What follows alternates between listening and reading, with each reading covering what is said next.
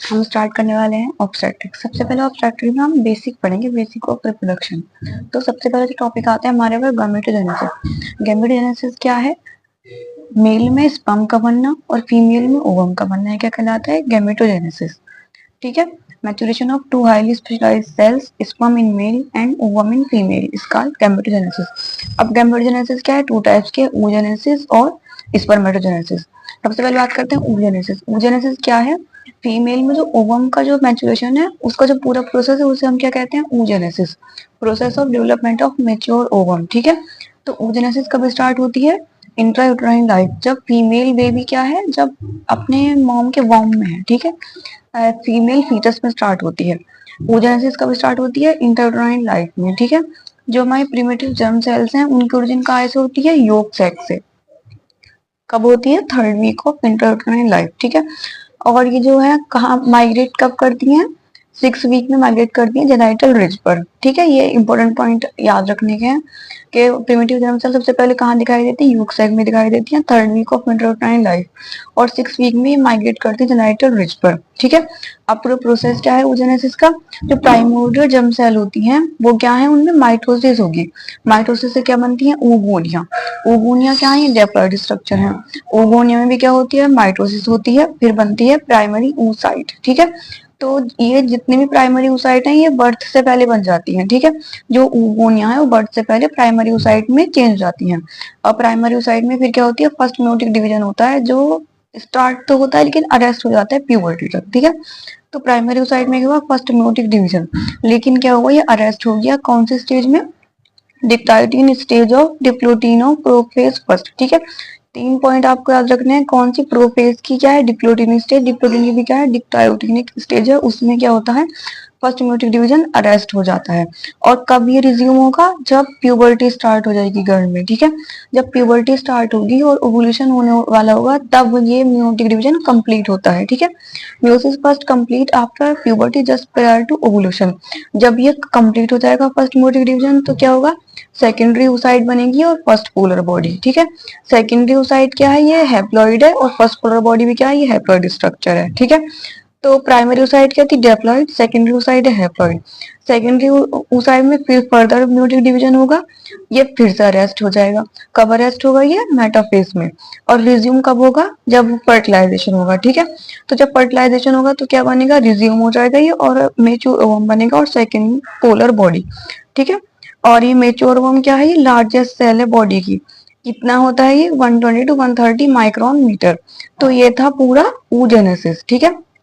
तो इसके पॉइंट देख लेते हैं हम, इंपॉर्टेंट पॉइंट समरी के तौर पे।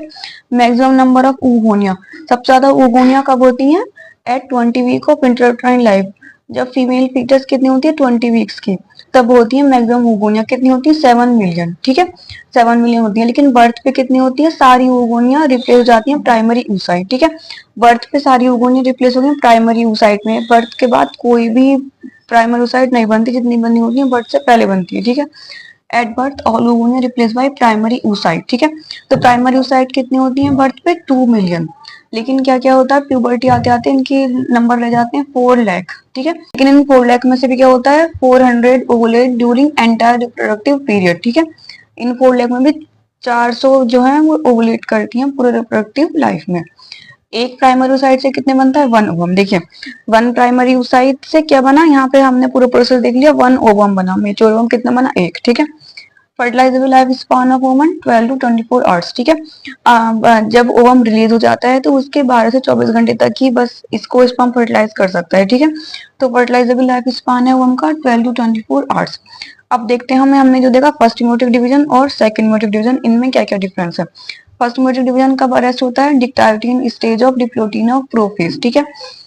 प्रोफेज में अरेस्ट होता है, और सेकंड मेयोटिक डिवीजन अरेस्ट होता है मेटाफेज में। ठीक है। और फर्स्ट मेयोटिक डिवीजन कंप्लीट कब होता है? प्यूबर्टी पे। सेकंड मेयोटिक डिवीजन कंप्लीट कब होता है? फर्टिलाइजेशन पे। ठीक है। तो ये था आपका oogenesis। अब इसी के कंपेयर में हम देखते हैं स्पर्मेटोजेनेसिस। स्पर्मेटोजेनेसिस क्या होता है? मेल में स्पर्म के बनने को हम कहते हैं स्पर्मेटोजेनेसिस। ठीक है। तो इसकी डेफिनेशन क्या है? Development of spermatids from primordial germ cell and their differentiation into spermatozoa. ठीक है।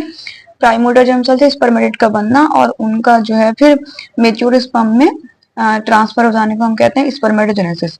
oogenesis स्टार्ट होती है इंट्रायूटराइन लाइफ में और स्पर्मेटोजेनेसिस कब स्टार्ट होती है? प्यूबर्टी होने पर। ठीक है, साइट क्या है स्पर्मेटोजेनेसिस की? Seminiferous tubule. S for spermatogenesis, S for seminiferous tubules. ठीक है, oogenesis का प्रोसेस थोड़ा कॉम्प्लिकेटेड, लेकिन स्पर्मेटोजेनेसिस एकदम सीधा साधा है। स्पर्मेटोगोनिया डिप्लॉयड स्ट्रक्चर है, इनमें माइटोसिस होती है, इनमें से क्या बनता है? Primary spermatocyte. प्राइमरी स्पर्मेटोसाइट में म्यूसिस फर्स्ट होती है जिससे बनती है सेकेंडरी स्पर्मेटोसाइट। ठीक है, सेकेंडरी स्पर्मेटोसाइट में म्यूसिस सेकेंड होती है तो बनता है स्पर्मेटिड्स। जब स्पर्मेटिड बन जाते हैं तो ये क्या है? नॉन मोटाइल है।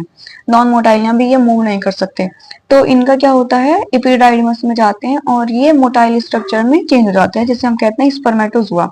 तो इनका जो नॉन मोटाइल से मोटाइल का ट्रांसफॉर्मेशन है इसे हम कहते हैं स्पर्मियोजेनेसिस। स्पर्मियोजेनेसिस कहाँ होती है? इपिडाइडमस में। ठीक है, और अब देखते हैं इनका फर्टिलाइजेबल लाइफ स्पान कितना होता है? 48 टू 72 आवर्स। ओवम का फर्टिलाइजेबल लाइफ स्पान है 12 टू 24 आवर्स और स्पर्म का है 48 टू 72 आवर्स। जो पूरा जो प्रोसेस है स्पर्मेटोजेनेसिस का, इसमें लगते हैं 72 डेज। ठीक है, और रेंज देखें तो 70 टू 74 डेज लगते हैं इनको। और ये पूरा स्पर्म स्पर्मेटिड से स्पर्म के बनने को जो प्रोसेस है स्पर्मियोजेनेसिस, उसमें कितने डे लगते हैं? 14 डेज। ठीक है, 10 टू 14 डेज इसमें लगते हैं। और प्राइमरी साइड से कितने बनते हैं स्पर्मेटिड? 4 स्पर्मेटिड। ठीक है, वन प्राइमरी स्पर्मेटोसाइट से बन रहे हैं 4 स्पर्मेटिड्स। ठीक है, आई होप ये प्रोसेस आपको पूरा समझ में आ गया होगा। नेक्स्ट हम बात करने वाले हैं कैपेसिटेशन के बारे में, कुछ इंपॉर्टेंट पॉइंट।